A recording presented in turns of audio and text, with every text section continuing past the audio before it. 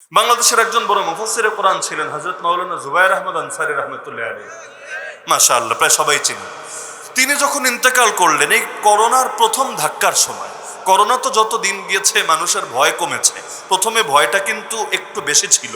এত বেশি ছিল যে সন্তান লাশ হয়ে পড়ে থাকতো মর্গে, অনেক সময় বাপমা পর্যন্ত যায় নাই সন্তানের লাশ ছুটিয়ে আনতে। ওই সময় হঠাৎ করে তিনি ইন্তেকাল করলেন, দীর্ঘদিন ক্যান্সারে আক্রান্ত থেকে অবশেষে ইন্তেকাল করলেন। তখন সকলে ওই প্রশাসনের পক্ষ থেকে আইন জারি করে দেওয়া হলো। তখন তো মসজিদে জুম্মার নামাজে রেস্ট্রিকশন, জুম্মার নামাজ পড়তে পারবে এই কয়জন মিলে, ওক্তিয়া নামাজ পড়তে পারবে এই কয়জন মিলে, তা আবার ফাঁকা ফাঁকা করে মাঝখানে দাঁড়াতে হবে, কত ফাইজলামি। তো প্রশাসন আইন জারি করে দিল যে তার জানাজায় খুব অল্প লোক মিলে জানাজা শেষ করে তাকে মাটির ভেতরে শুয়ে দিতে হবে। জানাজায় ব্যাপক গ্যাদারিং করা যাবে না, ব্যাপক লোক সমাগম ঘটানো যাবে না। কিন্তু আবেগ আর ইমোশন কি আর এত নীতি মেনে চলে? মানুষ তো হুড়হুড় করে এমন আসে এসেছে, লক্ষাধিক মানুষ একত্রিত হয়ে গেছে। তার মাদ্রাসা, কেউ কখনো গেলে হয়তো এলাকাটা চিনবেন। ওই মাদ্রাসা যেটা ভৈরব পার হওয়ার পর ব্রাহ্মণবাড়িয়া বিশ্ব রোডের আগে, ওই যে জায়গাটার ভেতরে হাতের ডান পাশে যাওয়ার সময় পড়বে ভৈরব থেকে কখনো গেলে, ওই জায়গায় রোডের সাথেই মাদ্রাসা। তো ওইখান থেকে শুরু করে ওদিকে বিশ্ব রোড পর্যন্ত বলতে গেলে পুরোটা লোকে লোকারণ্য। পুলিশেরও কিছু করার নেই, কি করবে? জানাজায় আসা মানুষের পিটাবে, গ্রেফতার করবে, কি বা করার আছে? চেষ্টা করেছে, মাইকিং করেছে, কিন্তু মানুষ কি আর আবেগের জায়গায় এত অজনসিহত শুনে চলে? অনেকে তো ওলামায়ে কেরামকে আলহামদুলিল্লাহ নিজের রক্তের আত্মীয়র চাইতেও বেশি মহব্বত করে। সবাই তো আর এই দেশের শাহবাগী হয়ে যায় নাই যে ওরা শাহবাগ থেকে একটা ফরমান দিবে আর সমস্ত মানুষ ওলামা বিদ্বেষী হয়ে যাবে। বাস্তবতা এটাই, এই দেশের অধিকাংশ মানুষের রক্তের সাথে ওলামায়ে কেরামের মহব্বত মিশে আছে। এবং এখনো পর্যন্ত তারা, জামানা ফিতনার জামানা, কোনো সন্দেহ নাই। এবং আল্লাহ রসুল এবং তার সাহাবীরা কেমন ছিলেন আর এই জামানে আমরা কেমন, লেকিন এত কিছুর পরও এখনো পর্যন্ত মানুষ উলামায়ে কেরামের উপর ব্যাপকভাবে যে আস্থা রাখে, দ্বিতীয় কোনো শ্রেণীর উপর, বিশেষ করে রাজনীতিবিদদের উপর তার 10 ভাগের 1 ভাগ আস্থা রাখে না। এখনো পর্যন্ত মানুষ এটা ভাবে যে তারা গরিব হতে পারে, অসহায় হতে পারে, পিছিয়ে পড়া জনগোষ্ঠী হতে পারে, কিন্তু আর যাই হোক জাতির সাথে তারা ধোঁকাবাজি করবে না, সকলের আস্থা এবং ভক্তিকে তারা মাটির সাথে মিশিয়ে দিবে না। জাতির উপর এই আস্থাটা এখনো পর্যন্ত আছে।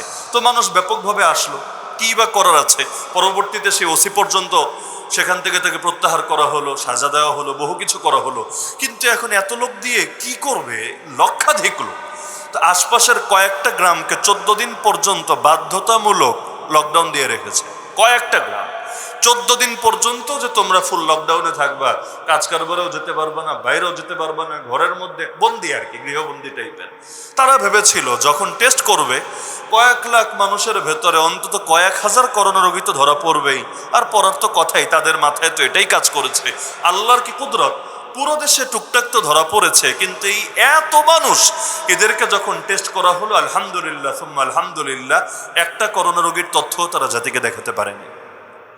2-1টা তো কাকতালীয় ভাবে হতেই পারতো, কিন্তু আল্লাহ তাআলা ইজ্জত বাঁচিয়েছেন। কারণ 2-1টাও যদি আসতো, এটা নিয়ে এমন ভাবে মিডিয়ায় ফলো করে প্রচার করতো, দেখতেন পুরো বাংলাদেশ গরম হয়ে গেছে। আল্লাহর কুদরত, আল্লাহ বাঁচিয়ে দিয়েছেন। করোনার সময় কওমি মাদ্রাসা খোলা ছিল না, জানেন তো? অনেক স্কুল কলেজ বন্ধ থাকলেও, আলিয়া মাদ্রাসা বন্ধ থাকলেও কওমি মাদ্রাসা খোলা ছিল। এবং যার কারণে করোনার সময় কওমিতে ছাত্র বেড়েছে। কারণ অনেকে ভেবেছে বাচ্চারে বাসায় বসায় রেখে কি লাভ, আর অলস মস্তিষ্ক শয়তানের আড্ডাখানা, তাহলে একটা পড়ালেখায় লেগে থাকুক। স্কুল থেকে এনে দিয়ে দিয়েছে মাদ্রাসায়, আর একবারও যখন মজা পেয়ে গেছে তখন ভেবেছে থাক আর মাদ্রাসায় থাকি, স্কুলে আর যাব না। এমন স্কুলও আছে বাংলাদেশে করোনার পর বলতে গেলে প্রায় খালি হয়ে গেছে। কেন? কারণ মেয়ে একটা অংশের বিয়ে হয়ে গেছে, আর ছেলে যারা ছিল বড় একটা অংশ মাদ্রাসায় গিয়ে ভর্তি হয়ে গেছে। এখন স্কুলে না পায় ছাত্র, না পায় ছাত্রী। তো এই যে মাদ্রাসাগুলো খোলা ছিল, আমার জানা মতে, যদিও করোনার অধিকাংশ টাইম জেলেই ছিলাম, কিন্তু আমার জানা মতে মাদ্রাসায় খোলা যতদিন ছিল, ছাত্ররা যতদিন পড়ালেখা করেছে, সেখান থেকে একজনেরও, একটা ছেলে বা শিক্ষকেরও করোনায় মরার খবর আসে নাই। আর যদি আসতো তাতেও এমন না যে আসলে ইসলাম ভুল হয়ে যেত নাউজুবিল্লাহ, বা আসলে এর দ্বারা কোনো দুর্বলতা প্রমাণ হতো না। কিন্তু আল্লাহ তাআলা হেফাজত করেছেন। 1-2টা আসলেও এটা দিয়ে মাদ্রাসার বিরুদ্ধে ব্যাপক প্রচারণা চালাতো এবং ওলামায়ে কেরামের এই মাদ্রাসা খোলা রাখার সিদ্ধান্তকে এমনভাবে পচাতো, জাতির ভেতরে তাদের সিদ্ধান্তের উপর আস্থাই নষ্ট করে দিত। তো এই জাতির উপর আল্লাহর বিশেষ রহমত আছে নাকি নাই? এমনকি আপনি চিন্তা করেন, অতীতে এক এক কবিরা গুনাহের কারণে এক এক জাতি শেষ, আর আমরা বাঙালি জাতি কোন কবিরা গুনাহটা বাদ রেখেছি বললে বলেন তো? মাপে কম দিত শোয়েব আলাইহিস সালামের জাতির উপর আযাব আসে, সমকামিতা করতো লূত আলাইহিস সালামের জাতির উপর আযাব আসে। এরকম দেখবেন এক একটা পাপ এক এক জাতি শেষ, এক একটা পাপ এক এক জাতি শেষ। এমনকি কবিরা গুনাহ কাকে বলে এর একটা সংজ্ঞা অনেক ইমাম এভাবে দিয়েছেন, যে গুনাহগুলোর কারণে অতীতে কোনো না কোনো জাতি ধ্বংস হয়েছে ওগুলোকে কবিরা গুনাহ বলে। তো কবিরা গুনাহ আমাদের ভেতর কোনটা নাই পারলে বলেন? এমনকি আগে যা ছিল তার চাইতে আরো বেশি আছে। ওই আগের যুগে তো আর নারীবাদী ছিল না, আগের যুগে তো আর এলজিবিটি কেউ ছিল না, আগের যুগে এমন বহুত কিছু যেগুলো এই জামানে আবিষ্কার হচ্ছে এগুলো লোকে কল্পনা পর্যন্ত করতে পারতো না। এমনকি লূত আলাইহিস সালামের জাতি সমকামী ছিল, কত সত্য, কিন্তু তখনও সমকামিতা খালি পুরুষে পুরুষে চলতো, আর এখন নারীতে নারীতে পর্যন্ত ছড়িয়েছে। এমনকি সমকামিতার কারণে নারী নিজের বাপরে পর্যন্ত নিজের হাতে হত্যা করে ফেলছে। তাহলে এই যে দিনকে দিন পচন বাড়ছে, পাপের হার বাড়ছে, তো স্বাভাবিক তো ছিল এটা। এক গুনাহের কারণে যদি এক জাতি শেষ হয়, তাহলে আমরা তো কয়েকবার ইতিমধ্যে শেষ হয়ে যাওয়ার কথা।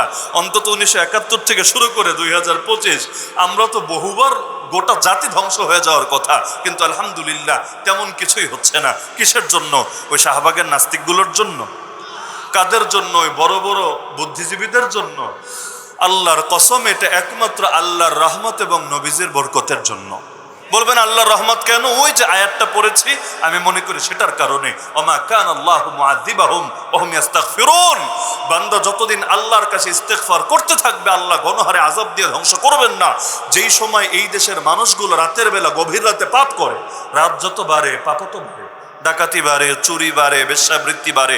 অনেক পাপ এমন যার সম্পর্কই হলো রাতের অন্ধকারের সাথে, দিনের বেলা কম হয়, রাত হলে বেশি হয়। তো যেই সময় লোকেরা পাপ করে, ওই সময় যে কোনো মাদ্রাসায় যান, দেখবেন কিছু ছেলে ওই গভীর রাতে উঠেও হয়তো তাহাজ্জুদের নামাজ আদায়ের জন্য জায়নামাজে দাঁড়িয়ে আছে, না হলে কোরআন খুলে কোরআন পড়ছে।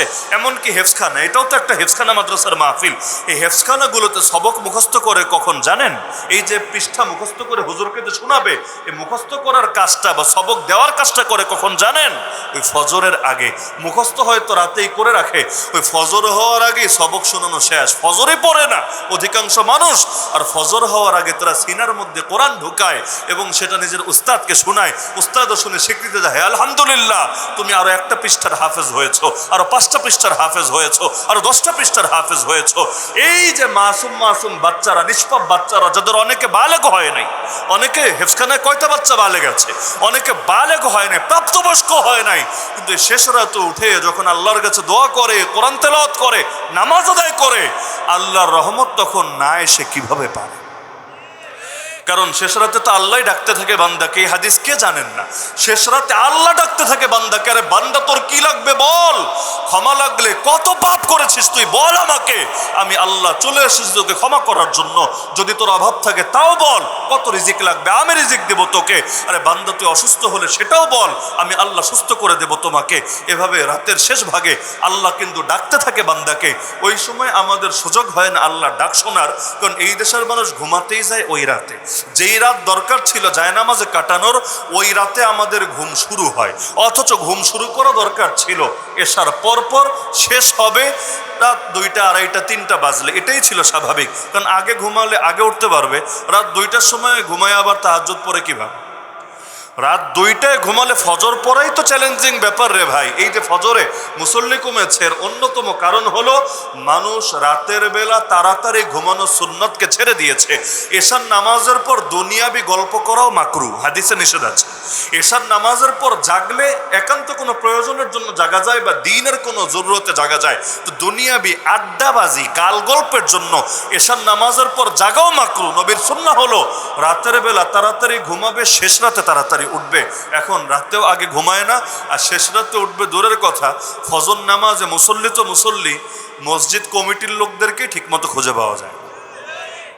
অন্তত কমিটির লোক পাওয়া গেলে তো একটা ব্যাপার স্যাপার ছিল, কিন্তু কমিটির লোকগুলোও পাওয়া যায় না। যার কারণে কখনো দেখবেন ইমাম সাহেব, মুয়াজ্জিন সাহেব আর 2-1 মুরব্বি সাহেব, এছাড়া মসজিদে কাউকে টর্চ লাইট দিয়েও খুঁজে পাওয়া যাচ্ছে না। আল্লাহ হেফাজত করুন আমাদেরকে।